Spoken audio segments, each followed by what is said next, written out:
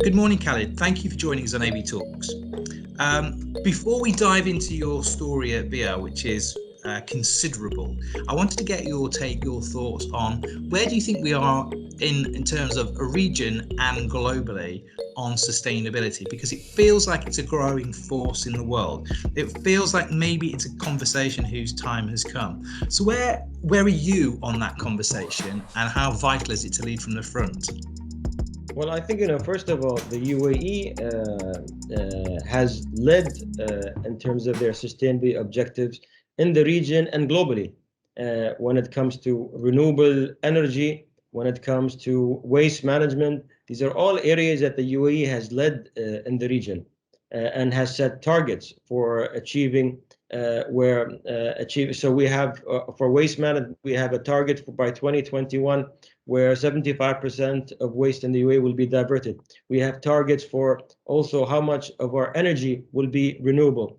And again, the UAE has played a global role in this area and to lead. And Beeah is also being at the forefront in the UAE and in the region. And when it comes to waste diversion, we've achieved the highest waste diversion, not just in the UAE, but in all of the Middle East, in the Emirate of Sharjah, 76%. We are building the first waste to energy plant, which is almost complete, that will help us achieve zero waste to landfill and become the first city in the Middle East to achieve that target. So these are just examples. If you look at what other Emirates have done, and Dubai and also Abu Dhabi, they've also done a lot of work in meeting their own sustainability objectives. If I'm not mistaken, to date in our region, 70% of the renewable energy projects in our region are from the UAE today. Of course, now the rest of the region is doing a lot of projects, but I'm just saying that the UAE is led until to date. It kind of feels like you were there before this was fashionable. I mean, right now it's on trend to be to be sustainable. I was talking to Bob Moritz from PwC, the global chairman, yesterday, and basically what he was saying is it's now vital for companies to jump both feet in terms of sustainability, because your investors and indeed your own staff, your stakeholders, are demanding that you be sustainable. But you've been there at the forefront of this for a number of years now. How does it feel to actually finally see the sustainability agenda get traction? Yeah, I think, especially with what's happened in the last 2 years with COVID, it's made the issue of sustainability or climate change, of keeping your cities clean, your communities clean, is all, really it's gained momentum from government, from businesses, from consumers that we've not seen before. So this has definitely helped us also as a business. Where we had challenges before in meeting a lot of these objectives, but we started, of course, years ago. So we've been operating for the last 12 years now. But even during the challenging period in the last 2 years, our business has continued to grow. We've continued to expand. And we've actually now gone regional. Even during the COVID period is when we actually expanded outside the UAE. Well, now you say that, because you're talking about coronavirus. Has this been a period of time where you as a company have actually become even more important through some of the work that you've been doing? Because I know you've been working with the government. I know the whole cleanliness and hygiene and keeping us safe has been a big part of your plan. Has that accelerated parts of the business over this time? Yeah, when this global pandemic started early last year or second quarter last year, we ran a major campaign in the UAE, starting in Sharjah, for a disinfection campaign. So we had a huge campaign, and when the lockdown was happening in the UAE, we had a huge team mobilized to go and disinfect public areas, government buildings, and we invested substantially. So we were recognized in our team for that effort, where people were all locked down at home. Our whole team was outside trying to keep the communities clean and safe. So that's something that we're very proud of what we've done. But in addition to that, again, it's more, people started understanding that it's very important to keep your cities clean and your communities clean. And I think that's here to stay now also, where people started understanding with the pandemic what, the global climate impacts and how it can affect your life, so we have to do something about it. So this is also taken more momentum in the last 2 years. And again, I think even if we overcome this pandemic, I think this is here to stay. People, that mindset now, people are going to be paying much more attention to it. We'll come on to climate change in a little while, but I just wanted, you said just then that you've been operating for 12 years. Let's just rewind a little bit and just talk to me, take me on the journey at Beeah. How have you changed? How have you grown to embrace and pioneer in the sustainability agenda?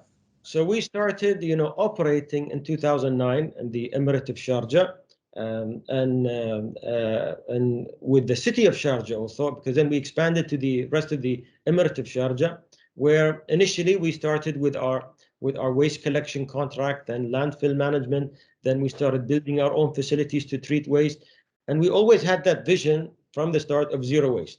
So we kept on building that over the years, have an integrated approach. Today we have 10 different facilities that we built and we operate, from construction and demolition recycling, to tire recycling facilities, to industrial wastewater, and so on. So we have today 10 different facilities that has allowed us to reach a diversion rate of 76%, which is the highest in the Middle East.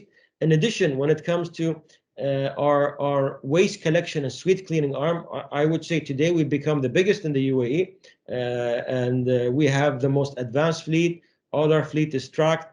We use optimized routing. A lot of our fleet is also, we're trying to use, a more greener fleet. So we purchased a large order from Tesla for the semi trucks, 50 trucks, which is the largest order from the Middle East. So we've been also positioning ourselves in waste management as a leader at the forefront of waste management, not just in cleaning, but also in recovery and recycling, and now waste to energy. So our waste to energy project is a joint venture with Masdar under the Emirates Waste to Energy Company. That plant is almost complete now, nearing completion. So it will start operating before the end of this year, and that will take us to zero waste. So that full journey, the circular economy that, we've shown how in only 12 years you can start, where a city was most of the way. Actually, when we started in 2009, 80% of the waste, if not more, was all going to the landfill. To now, in 2 years, we're reaching zero waste. So just in 12 years, how we've done it, and we have a model to show how we did it. And a lot of the expertise we build now in-house. So we're keen to export that regionally. So now, with the success of what we did in Sharjah, we expanded outside Sharjah. So in Dubai, a lot of the waste management contract with the iconic projects are managed today by Beeah, including the Dubai Airport, Burj Khalifa, World Trade Center, and many other projects. Abu Dhabi, we also have a workforce of 1,000 people now working in Abu Dhabi. We just started a few months ago in Ajman. So in the UAE, by far, we are the largest player. But that also allowed us to expand. And I was just saying earlier, we expanded into the holy city of Medina last year. That was actually very challenging, but we accomplished it. How during the pandemic, where we were not allowed to travel to Saudi, they had banned travel by many countries, including the UAE. So how can you mobilize in one of the holiest cities and mobilize 3,000 staff, 500 vehicles in a short time? And it's such an important city, So it was very challenging, but we did it, So we were able. That must be amazing from a personal perspective to work on a project such as that, to be able to do for what that city means to the region, to be part of that must be huge. For us, we're very proud to be, servicing that city. It is the Prophet city. So for us, it was challenging, but we were very committed. So we were very committed even during when we could not travel directly. We would send teams to other countries and quarantine them for 2 weeks. Some people went to Oman, we went to Bahrain, stayed 2 weeks in hotels, then they could enter Saudi. So we were not giving up. We were trying to, anyways, to send our team there. And how can we recruit from internal? So it was challenging, but we did it. So this is this is where we're very proud of our team that did that. And now we have more plans in Saudi, you know. So during the most difficult times, we were able to prove that we can mobilize the waste management contract of a city of 1.5 million people, you know, in a short time, and out of from the UAE with travel restrictions, and with the pandemic happening at the same time. I'm still thinking about applying for a job with you if I get the chance to drive a Tesla truck. I'm loving that. Sure. So tell me a little bit more about the, you know, this ambition for the first zero waste city in the Middle East. I mean, explore that. What does it actually mean in real terms? You know, how are you achieving that? And then I think you said there you're going to kind of white label that technology and knowledge and expertise out into the market to help others achieve it. So it's a process, you know, it's a process and a journey that, you know, you have to build the infrastructure. So you have to build the different facilities that can take all the different types of waste, recover as much of the waste as possible, and only what you cannot treat or recycle anymore, and only that goes to your waste to energy facility. So this is a process that we've built and integrated, and over the years, our diversion rate, where we've reached 76%. So there's not much more we can do now. So this is where we started building this waste to energy to take us to zero waste. And then the next step from there is we have now this large landfill in the Emirate of Sharjah. That's, you know, over the years, it's an engineered landfill. But what to do with that landfill? It's a huge landfill. It's about 35 meters high, and you cannot miss it if you're on the airport road in Sharjah. So now we have to repurpose that landfill. In many countries, they make them into parks or whatever, but we decided, no, we want to also, you know, with our sustainability objectives, we're going to make that solar landfill. It's going to be one of the largest solar landfills in the world, where the surface area on top that we've already leveled out now will have enough space to generate 120 megawatts of power. Just to give you an idea of what that is, our waste to energy is 30 megawatts, and 30 megawatts is enough to power 28,000 homes. So now we'll have an additional 120 megawatts. So we'll have a total of 150. So that's all in our waste management complex. Is a 4 kilometers squared, where all our 10 facilities, including our waste to energy, is located. And then we'll have the solar project there too. So how we repurposed that landfill to be a solar park. So now I've talked most about what we do in terms of waste, but that's not all that Beeah does. So years when we were looking at, okay, what do we do once we reach zero waste? So we knew we were targeting that. So so we had to, as to grow, we can grow one way geographically, and one way is to diversify. So geographically, we started going to Abu Dhabi, Dubai, and now Saudi and Egypt. But in Sharjah, we've covered everything. We're about to reach zero waste. So we started to diversify into other verticals, which are still within the same vision of Beeah, which is sustainable quality of life. So we monitor the quality of air in Sharjah today. We also got into, so energy is another area. So other than waste energy, we're doing solar, and we're doing also looking at waste to hydrogen. We also started investing in digital, because we felt many years ago that for us to sustain our business and grow, we have to invest in digital. If we don't invest in digital, we will not survive. So we made it, and we made this so important that we made it one of our main pillars for Beeah Group. So we have only two pillars: sustainability and digitalization. So and to show that, we actually started two technology companies, Evotech and Relife.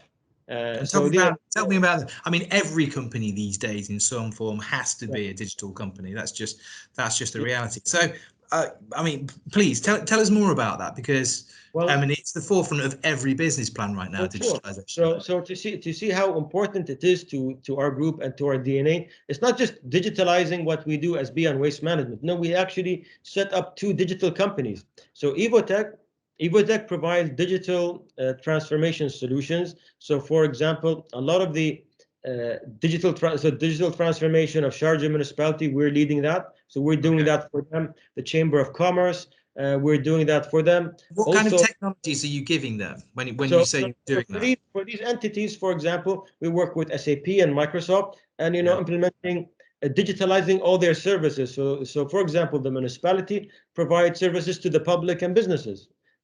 all of those now are being digital. They can access it, through a mobile app or online. Plus the ERP solutions to how they manage their internal processes. So this is what we've been helping them with. And Evotech is a separate company we founded. And another big and important project that we developed is a product called Smart Track. Smart Track is the track and trace of medicine. So in the region, and not just in the region, globally, there's a problem that there is counterfeit medicine in circulation. There is medicine that's actually expired, but still in circulation. There is medicine entering countries illegally to certain countries, which it shouldn't be. So we developed a product which we call Smart Track. It's an advanced track and trace product.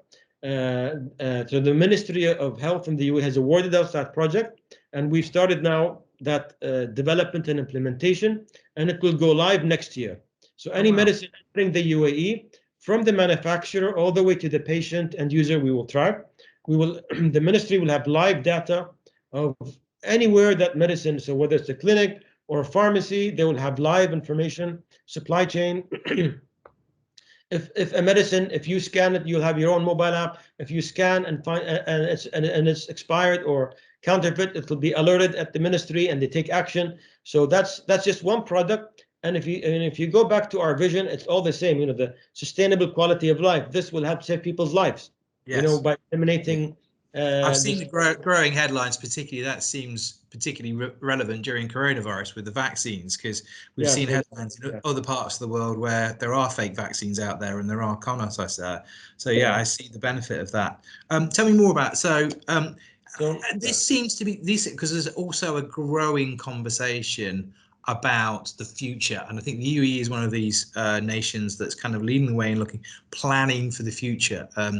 It seems like you're at the very heart of what smart government should be, and integrating yourself into the plans for the future of cities and the future of the Emirates. Tell me a little bit more about how you see in the future being woven in.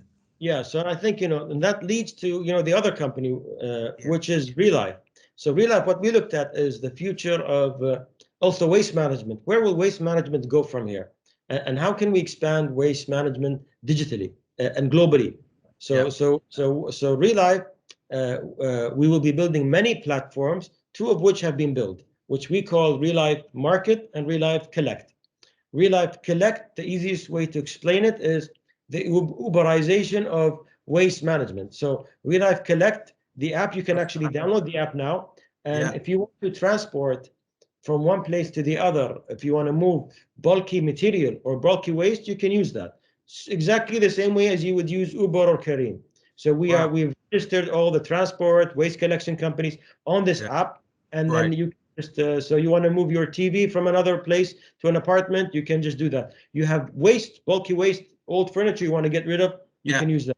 So that app is called Relife Collect. It's working, and we've officially launched it, but it's now being tested, but it's available for the public.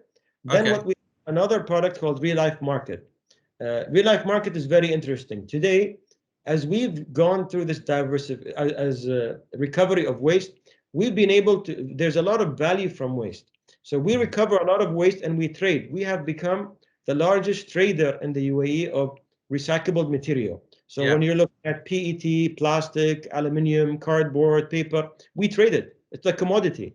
So we aggregate it and we trade it, and it's a huge market globally. So what Relife Market is, we created a marketplace. So instead of me contacting people buying material from the market looking for, but no, it's like a stock market. So what we are doing already now as Beeah, we're listing our product into that directly. So there's no middleman. We list it all there, and people who generate waste or we tell them, look, we will not buy it from you, list it in the marketplace, and we will buy it from there.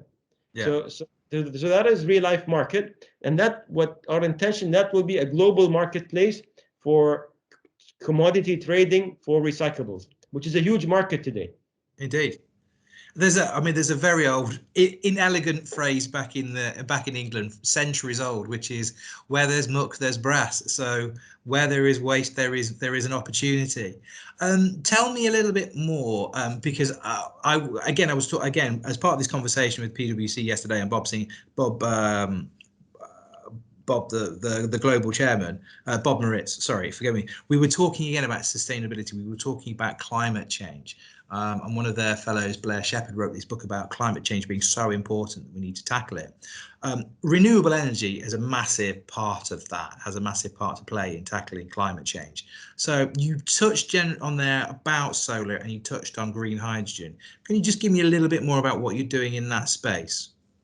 Well, on the solar, so there is two projects. Actually, there's our new headquarters, which I did not talk about. So our new headquarters is going to be completed in the next few months. And our new headquarters is powered by solar. So that solar farm is already installed, and the energy storage, we have Tesla power packs, so we're storing the energy.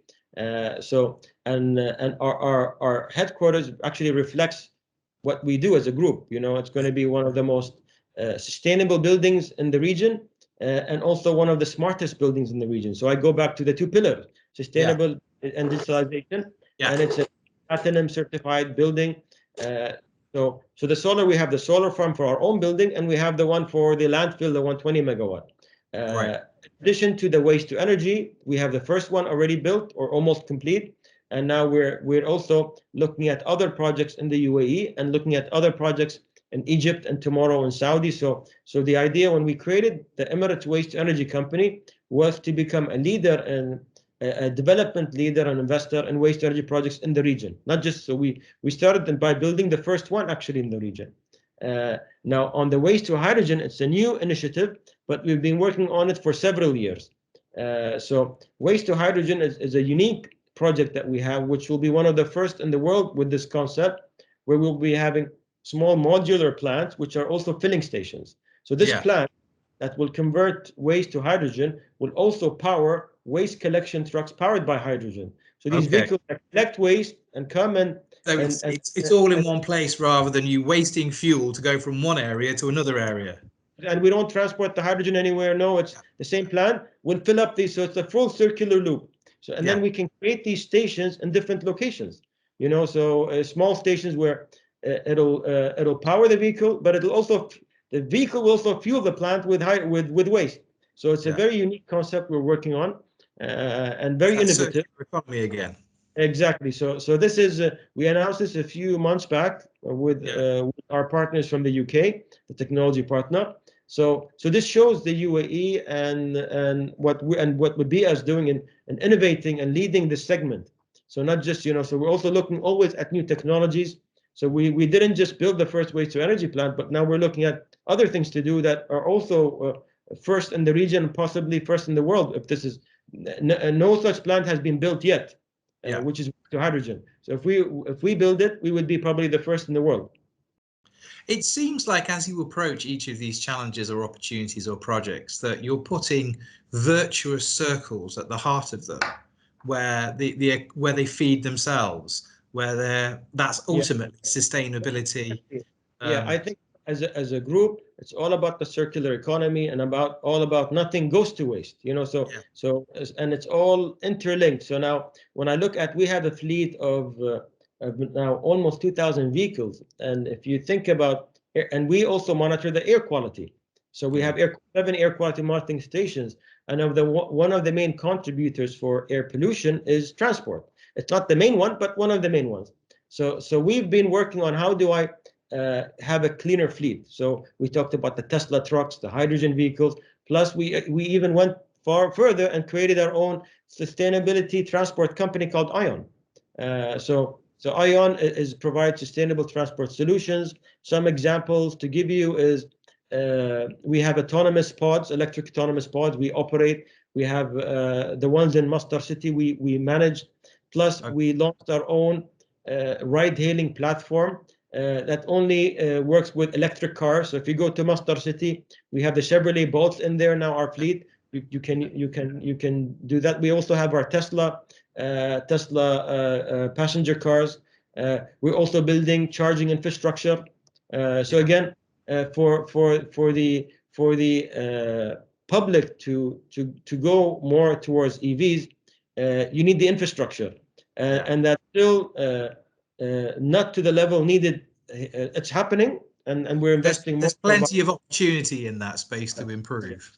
So now it's not just, so on one side we're building the infrastructure, on one side we're looking at clean energy generation from solar, and so on. So it's all, it's all integrated. Yeah. I bet you must be looking forward to driving one of those Tesla trucks, just once. Yeah, looking forward to it. It's very fast, actually.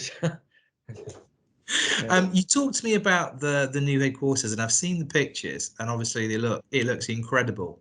Yes. And then if we go back to your two foundations, and you talk about sustainability and digitalization, tell me how smart this building is going to be, and what does that actually mean for your stakeholders, your team, your family at Beeah, who will be working within the facility? So this building, is a very iconic building designed by the late Zaha Hadid, one of the most famous architects of our time, and this building, one of the last buildings she designed before she passed away. So that's even makes it more important. Sort of fitting as well, isn't it? Really, that one of her last works is actually dedicated to sustainability and smart. That's a great legacy. Definitely. So we're very proud of what we've accomplished with this project, and it actually reflects who we are to all stakeholders, to our team, to our customers, to the residents of Sharjah and the UAE. So when I talked about being one of we believe that we made the digitalization one of our core pillars, we started investing more and more, and the building, really we had to showcase how so this will be the first fully integrated AI building in the region. And what that means, so how would this building work? Not just how the building and the facility management of how the building operate, that will be also integrated with AI, but also the visitors experience, the staff experience. So we've identified hundreds of use cases of AI, of how the office of the future will look like. And again, it's also timing, that we started working on this before COVID, but again, with COVID, people started appreciating it more, just like they started appreciating waste management and keeping your communities clean. They now start saying, okay, how will the office of the future work? People started working from home. So this is where it's just timing that it just made it more appealing of what we're doing with the office of the future, and we're getting a lot of interest now. So to give you examples, if you came to visit us in our building later this year, the building, before you even come to the building, we'll know who you are. We'll guide you to who you're here to meet. Will tell me that, Scott is in meeting room number X, and then when I meet you, the building will be listening to us. When we're done with the meeting, you'll get an email of the minutes automatically. These are just examples of use cases. And if you visit that often, the building will know what type of coffee you like and when you like your coffee. So this is just, just some examples. Sounds brilliant. And our ERP system will also be linked to the AI. So so for our staff, that how you talk to Siri and Alexa, it's the same thing. We'll have our own persona and AI in the building, where if staff wanted to apply for leave, they can just talk to the building. And then so these are just simple use cases, but we've identified many simple ones to more relevant company processes. And that will keep developing over time as we and make it more relevant to achieve better productivity, better work environment. And we're embracing technology. We're embracing digitalization very much. And while some people might be afraid, we're embracing it. And we really want to see how far we can go to achieve our vision and our objectives by utilizing these tools. It's a bit like the science fiction movies we used to watch as kids, and now actually becoming reality. That must be really exciting to be at the forefront of that. I think definitely, and this is where we will keep investing as a group more in technology, more in AI. Even our routing of our vehicles, we're using AI now to do the routing. And I think moving forward, as we want to be more of a regional and global player, to sustain and survive, you need technology. You need that's going to be your edge. So this is why we're really investing and showcasing that we want to put more effort in this sector. because without that, it's going to be very hard to compete globally. And that's where we're really investing in this sector. So we've talked a lot about the UAE. We've talked a lot. You've mentioned a couple of bits there about expansion previously, but as we talk about, being a leader globally, tell me more about your regional expansion and, what's happening now and what's the footprint look like in 5-10 years time. Okay, so now we looked at the two largest markets in the region, Saudi Arabia and Egypt. And these are the two markets that we wanted to enter initially.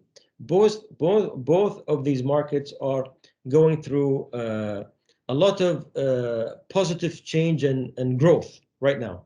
So with lots of opportunities, and both have also put sustainability at the forefront of their national agenda. So these are where, for us, we thought we have to be in these two markets. And when we looked at Saudi, we targeted, we wanted to work on one of the holy sites. And this is where we started with Medina. And from there, we will expand into other areas of Saudi. In Egypt, we targeted the largest project that's being built in all of Egypt, which is called the administrative capital. That's the new capital in Cairo and new capital of Egypt. That's where the government will be based, all the ministries, the prime minister's office, the embassies, and that's being built. It's being built over years. And that will have a population, that new city, of over 6 million people. So a new center, and it's going to be a new center in the Middle East, in the Arab world, and having that contract for the next 15 years. So that's for us, positions us very well, having in Egypt our base at ACUD, and in Medina, one of the holy sites, especially after COVID. Many people will start traveling to Medina again, and there's millions of visitors to Medina, and they will see Beeah trucks, Beeah vehicle, Beeah staff. Same thing in one of the busiest cities in all of the Middle East, in Cairo, and that will allow us then to expand further in the MENA region. We're also looking at Africa. We're also looking at parts of Europe, but right now we want to build our base close by in these two key markets. It kind of sounds like the ambition is almost to become the first sustainability unicorn in the region, if not the world. Is that the vision? Is that the plan? Yeah, that is the direction we're looking at first. Like we became the leader in the UAE, then we're looking now at the region, and then maybe further off. So that's why our vision, we say, pioneering sustainable quality of life in the MENA region and beyond. So beyond will come later, but that's what we're targeting. Yes. How's it feel when you wake up each day and go to work on a project like this, on a company this big? Because ultimately there are some people that wake up and they make money and it's their job to make money. It's your job to make the world a better place, isn't it? I think, this is what motivates our team and all of Beeah, and things never stop, we never stop. So, and that's what's exciting about, I think for a lot of our team working for Beeah, that we're always thinking of better ways to do things. We're always, so we don't stop and we keep going. And whenever there's an opportunity that we know we can achieve and it will create a better quality of life, we go for it. So we're very agile. So as you see, we're just starting in 12 years ago only in a waste collection contract and part of Sharjah to now, not just being a regional player, but diversified in all these other segments, and all in 12 years. So this is what can happen then in the next 12 years. So this is what excites the people at Beeah, that we're always looking at ways to keep going. From a strategic point of view, and this is just an interesting question for my audience at Arabian Business, how do you grow to such a size and yet stay agile? Because we see companies that start agile and then they grow and they grow and they grow, and eventually they are the Titanic and they can't turn to avoid the iceberg. But is it your DNA? A, it's sustainability. You're always looking for the virtuous circle. And secondly, you're a digital company. Does that always keep you agile? Does that always keep you asking questions? Well, that's a good question. As we grow, there'll be more challenges. When I first started with Beeah, we were around 40 staff. Now we're approaching 10,000. So now yes, there's challenges, and that's where I feel the more need of investing in technology. I think this is what's going to keep us agile, because if we don't, then it's going to be very difficult and very, so this is where we feel the more we can invest in technology, the more it will free time of our staff to think more strategic, to keep communicating with each other, to keep seeing each other. So it's not about we have a Beeah Egypt, a Beeah Saudi. No, it's all Beeah. We're one Beeah. So this is the approach that we're taking. But again, we're always evolving. So meaning that if we face a challenge, that the structure doesn't change. We adapt it. We change. We keep changing as an organization to meet whatever challenges we face. As part of that, do you want the wider community to know that we are a tech company? Because I imagine some of the technologies you're using and innovating, you're creating inside Beeah. So you are, you are the developer inside Beeah. Do you talk to the wider market? Do you talk to the tech developers out there and go, we want your innovations. We want to know. You might not think that fits with Beeah, but actually we're a tech company and we want to hear from you. I think definitely that a few years ago, that was a challenge because people just see our waste collection trucks on the street and they think that's only Beeah because that's our visible brand on the street. And they say, what are you guys doing talking about technology or about energy but I think that is starting to change. People start now recognizing, wait a minute, actually, they see our new headquarters, they see our waste to energy, they see the different things we're doing, and they start understanding, okay, this is an investment group that focuses on sustainability and digitalization, and actually they even have digital companies under them. Well, before all the brand that they would see is Beeah only, and they see our trucks, and they assume that that's all we do. But in the last 2-3 years, I believe people's perception of what we do has started to change. And I think in the coming years, it will change more, especially when we move to the new headquarters, people will start understanding more about us because that will be a very visible icon in the region. And also our waste to energy. There was a big investment, the first in the region, when the track and trace product starts working in the UAE. So I think, again, just like in 12 years where we reach today, in the next few years, people will start understanding we're actually an investment group with many verticals. So, final question, and you've been very gracious with your time, and I'm super excited. I'm still super excited about the Tesla trucks, and I think that might change some perceptions as well as they see the sleek Tesla truck driving down the road. Talk to me about Beeah and how you're going to grow as a company, as a group. Do you have plans to change the structure so that you can, deal with anything that comes down the road at you from the future? What's next for Beeah as an organization? Well, as an organization, we're forming into a holding group and to cater for our different verticals. So that process has already started actually, and where we're able to give focus to each of our verticals. And we have now each of our verticals has a CEO. So we have a CEO for our Tandeep business. We have a CEO for the different technology companies. We have CEO for our energy business. So it gives more focus while at the group level, we still work within one vision. And does that allow you to innovate in each of those sectors and stay agile in each of those verticals? For one person trying to be a jack of all trades across all of them. For sure, we need to be that expert in each of these areas. So just like we were able to quickly become a leader in waste management in that vertical, I want to be a leader in renewable energy. I want to be a leader in technology, and so on. So and that same shared group vision is applying in all of them. So we're following very similar mindset and model that we started with waste. We're applying to others, and that also for one technology. We're starting, and now we want to grow geographically. Also, we want to develop different products. So there's and we also have partnerships with the universities. Several of the universities we do joint research projects too. So there's still a lot to do. I'm going to ask you a question that I always ask all my interviewees, which is where I get you to do my job for me, which is, what's the one question I haven't asked you yet that I should be asking? What haven't we covered that you really want to tell me? There's got to be an exclusive Well, in I this. think I've covered most of the areas within your questions. So I, to us, we're very proud, or I think, today we're lucky in the UAE. I think part of our success is being in the UAE, Yeah.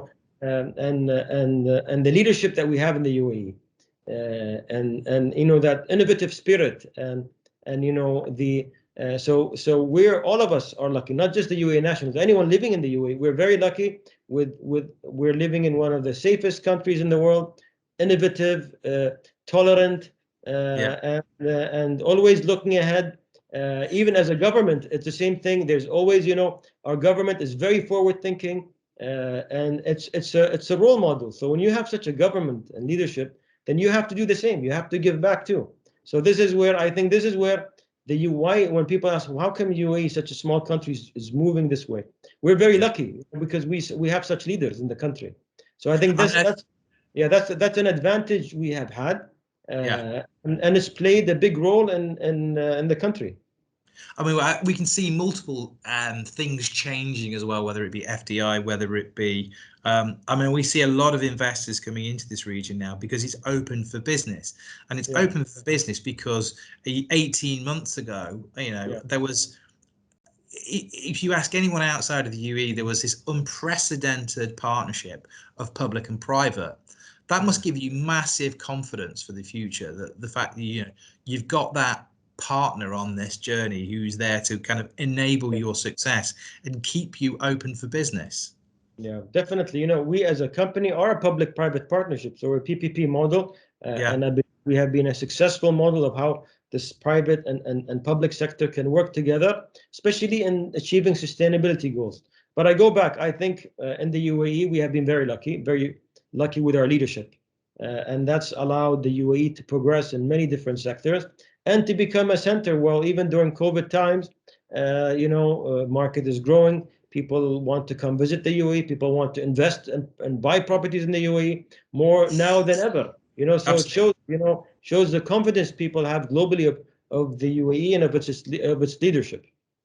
So I'm a bit like Columbo, the old detective. I keep saying there's a question, and there's always one last question. You mentioned leadership there. Final question to close on. What does leadership mean to you? I mean, you're there leading the group from the front. What's important to you as a leader of a family at Beeah? Well, it's creating that right environment for people to excel, and where Beeah becomes their home, and they're proud to be part of this family, and proud to and motivated to deliver.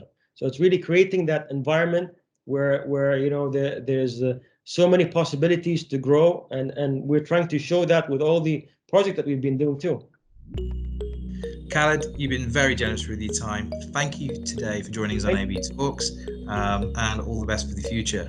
Thank you, Scott. Take care, and we'll see when we get the Tesla trucks. We'll invite you. I'll be there.